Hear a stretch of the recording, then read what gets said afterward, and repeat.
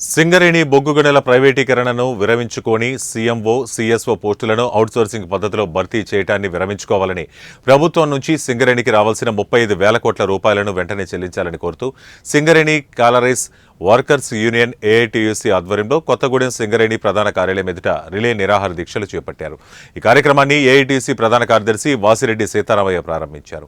2015లో నరేంద్ర మోడీ ప్రభుత్వం బొగ్గు గనుల చట్టాన్ని మార్చి ఎంఎండీఆర్ అనే చట్టాన్ని తీసుకురావడం వల్ల బొగ్గు గనుల వేలంపాటలో ప్రైవేటు వారికి ఇచ్చే అవకాశం ఏర్పడిందన్నారు.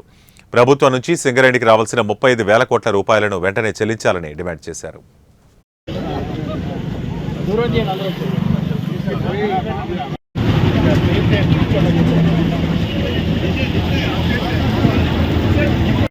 ఎట్లయినా వస్తుంది, అట్లా చూపిస్తుంది, వస్తుంది మనం ప్లే చేసాం.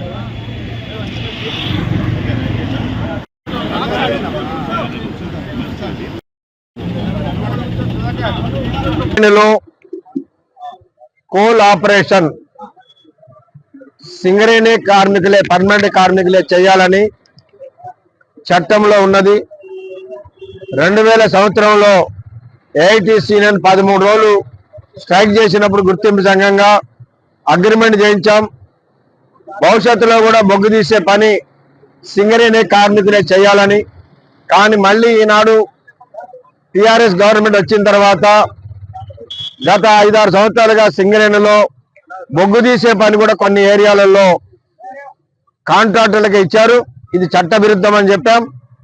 ఈనాడు మళ్ళీ కొత్తగూడెంలో VK7లో కానీ ఎల్లందు JKOCలో ఎక్స్టెన్షన్లో కానీ బొగ్గు తీసే